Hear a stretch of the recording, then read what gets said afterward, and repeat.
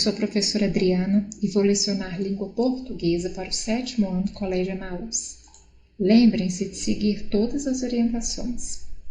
Hoje eu irei fazer a correção da página 208 e logo em seguida eu vou fazer uma atividade com vocês no caderno de atividades, tá? Na página 52. Então eu gostaria que vocês pegassem e deixassem ao lado o caderno de atividades, ok? E se vocês quiserem, já pode deixar aberto na página 52. Primeiro eu vou fazer a correção da página 208 do livro de português, do livro didático, ok? Então eu deixei para vocês uma interpretação de texto de um outro conto, né? Que é outro texto do mesmo gênero, que é o Conto Maravilhoso, que nós estamos estudando nessa unidade 6. E logo em seguida eu farei uma atividade com vocês no caderno de atividades da página 52, bom? Você já ouviu falar do Lago Titicaca? É um lago localizado na Cordilheira dos Andes, entre o Peru e a Bolívia. Além de ser o lago mais alto do mundo, é o maior da América do Sul em volume de água. Leia um conto sobre esse lago. O geógrafo Eduardo Galeano. O Lago Titicaca. O senhor conhece? Conheço. Antes, o Lago Titicaca ficava aqui. Aonde? Pois bem aqui. E passeou o braço pela imensidão ressecada. Estávamos no deserto do Tamarugal, uma paisagem de cascalhos calcinados que se estendia de horizonte a horizonte, atravessada muito de vez em quando por alguma lagartixa, mas eu não era ninguém para contradizer um entendido. Fui picado pela curiosidade científica e o homem teve a amabilidade de me explicar como foi que o lago se mudou para tão longe. Quando foi, não sei, eu não tinha nascido, foi levado pelas garças. Num longo e cruel inverno, o lago tinha se congelado. Virou gelo de repente, sem aviso, e as garças haviam ficado presas pelas patas. Após muitos dias e muitas noites de bater asas com todas as suas forças, as garças prisioneiras tinham enfim conseguido levantar voo, mas com o lago e tudo. Levaram o lago gelado e andaram com ele pelos céus. Quando o lago derreteu, caiu e ficou lá, longe. Eu olhava as nuvens. Suponho que não estava com cara de muito convencido, porque o homem perguntou com certa impaciência: E se existem discos voadores? Diga-me, Senhor, por que não podem existir lagos voadores? O título do conto é O Geógrafo. Releia o trecho a seguir. Eu não era ninguém para contradizer um entendido. Geógrafo é um profissional especialista em geografia, portanto, um entendido no assunto. Na história, a explicação dada para a mudança do lago pode ser considerada uma explicação de especialista, por quê? Bom, na história, o que é essa história? Lá no início eu falei com vocês que gênero textual é? É um conto. Então, um conto vai ter algo científico, falando cientificamente? Não, porque o conto é um texto literário. Texto literário é diferente de texto científico, que traz o quê? Informações, tá? Então, a sugestão de resposta ali, primeiramente, se você colocou sim, está errado. Será não. Por quê? Porque trata-se de uma explicação poética, imaginativa, fantasiosa, sem base científica e, portanto, distante da realidade, ok? A história surpreendeu você por quê? Bom, é uma resposta pessoal, né? Você pode dizer sim, eu gostei porque eu gosto desse tipo de gênero, eu gostei porque me surpreendi, ou não. Não porque eu não gosto desse tipo de gênero, não porque não me chamou atenção, não porque não me agradou, ok? Como pode ser classificado o narrador desse conto? Dê um exemplo que justifique sua resposta. Então, ele vai ser narrador personagem, em primeira pessoa. Lembre-se que nós já estudamos isso. Narrador-personagem, primeira pessoa, eu. Narrador-observador, terceira pessoa, ele. A diferença, narrador-personagem participa da história. Narrador-observador só conta a história. Então, as possibilidades de exemplos do texto. Fui picado, lá, eu fui. Amabilidade de me explicar como foi, de me explicar. Eu olhava as nuvens, eu. Suponho que não estava com cara, eu suponho. Eu não era ninguém. Estávamos no deserto, nós estávamos, eu e mais alguém. Converse com os colegas procurando identificar cada um dos momentos do enredo. Então, você poderia fazer tranquilamente sem colega. Situação inicial. O que eu tenho ali na situação inicial? O narrador consulta o quê? Um entendido sobre a localização do lago Titicacá. Ok? Acho que Titicaca, né? Porque Titicacá teria acento. A B. Complicação. O que é a complicação? É quando o texto chega a um ponto em que logo em seguida vai ter o clímax, que é o auge do texto. Então, ele surge ali a complicação um pouco do clímax para depois haver aquele auge que tem todo o texto, né? O ponto máximo ali do meu porquê, do meio ali do meu texto. Então, a complicação será: o personagem aponta o lugar em que ficava o lago, um deserto. E o clímax, o especialista explica que o lago se mudou para longe por obra das garças presas pelas patas no lago congelado, que voaram levando o lago para outra região. Um pouco fantasioso isso aí. Então, o clímax é justamente essa parte mais fantasiosa do texto. E o desfecho? O especialista tenta convencer o narrador usando como argumento a existência de discos voadores. Então, o desfecho vai ser o final do texto, ok? Como que houve esse desfecho? O que aconteceu ali no final? Tá? Então, isso que é o desfecho. Bom, eu tenho essa produção de texto aí de Conto Maravilhoso. O que eu quero que você faça? Eu quero que você produza esse texto, ok? Vocês vão ler o que está pedindo para fazer, porque toda vez que eu tenho uma proposta de texto no livro de português, no final de cada unidade, eu tenho uma proposta, né, que o autor pede para vocês realizarem essa produção de texto. Pode fazer sim numa folha separada e sempre guardar esses textos dos livros, ok? Então, é para fazer esse conto maravilhoso, é para você ler. Aqui eu coloquei só para dizer a vocês que não tem como fazer um texto sem ler, sem seguir todas as etapas. Então, aqui tem a preparação, tá? Tem relembre, então ele vai falar aqui um pouco dos textos que nós lemos, dos contos que nós lemos, como os Campos e o Geógrafo, ok? E vai falar o que é para você fazer, como que é para você fazer. E no 2, ele também traz o quê? Um quadro ao qual ele, em cada momento ele fala, tema, assunto, o que você vai fazer, a partir de que é sugerido pela situação inicial, intenção, finalidade, vai falar para vocês o que é, linguagem, construção, elementos da narrativa, o que eu tenho que ter, quais são os meus elementos da narrativa, vocês lembram?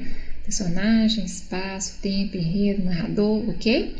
Eu tenho situação inicial, conflito, clímax e desfecho, o uso de verbos no pretérito, ou seja, no passado, descrições detalhadas, ok? Leitor, público-alvo, pessoas interessadas na leitura, tá?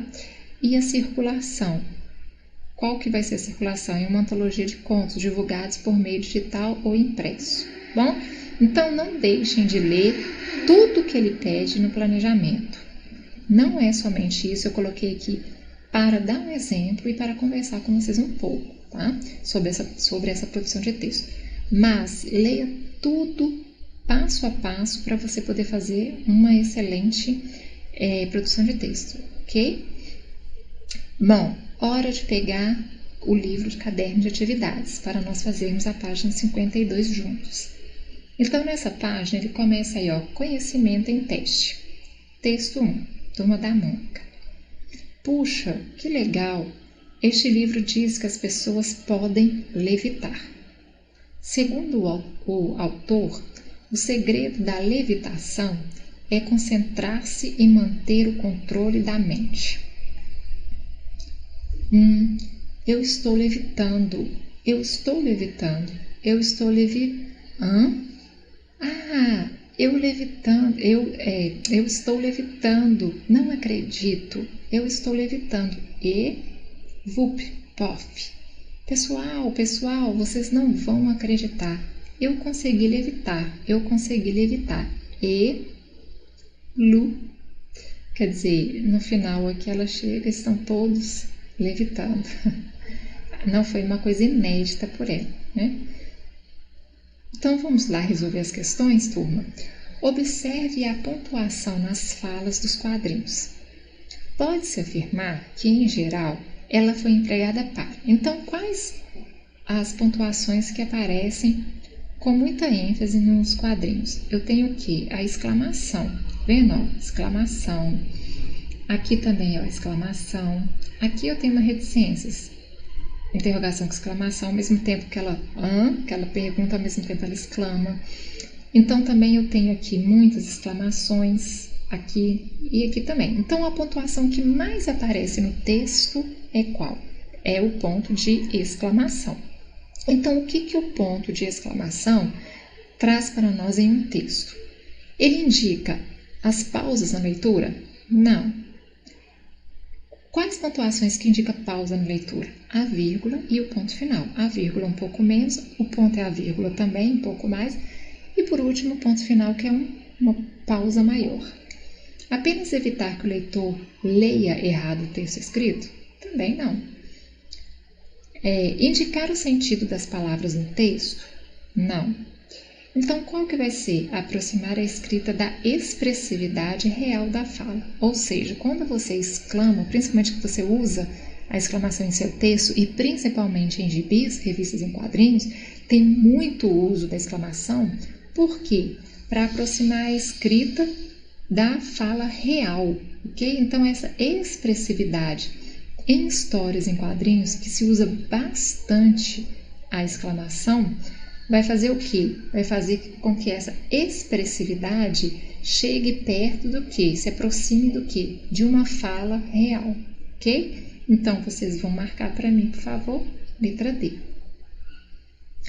As reticências são empregadas no terceiro quadrinho. Por que a personagem esqueceu o que ia dizer, cansou de repetir a mesma palavra, dormiu enquanto falava, não concluiu o que ia dizer. Vamos relembrar, mesmo que a resposta esteja ali? Bom, a reticências, ela serve para quê?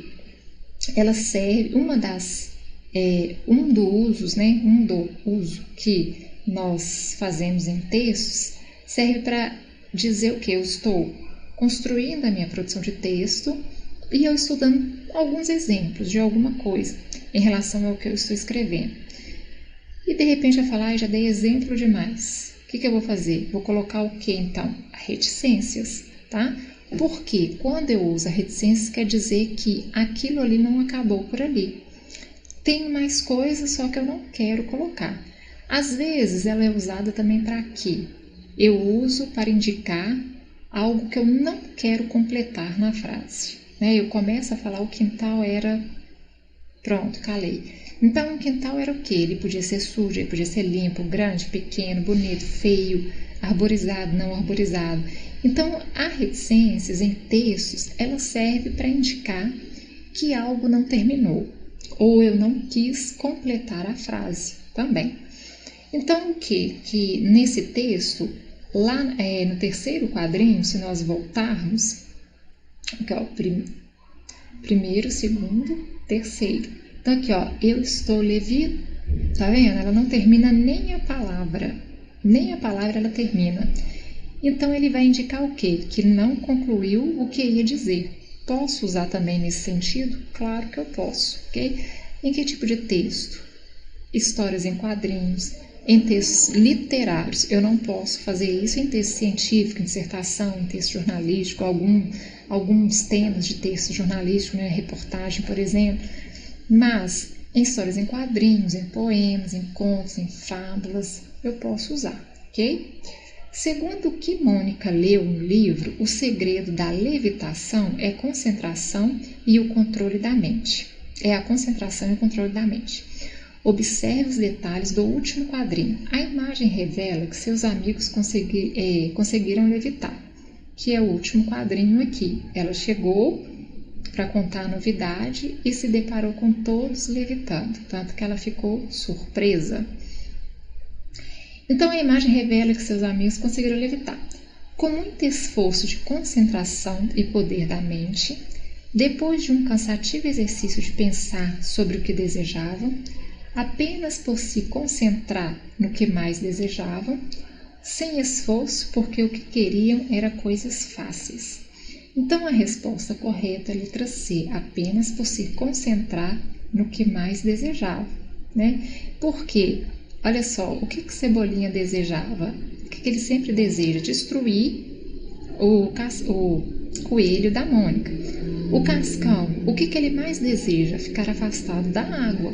Ele jamais quer, né, água. E a Magali, o que ela sempre deseja? Comida.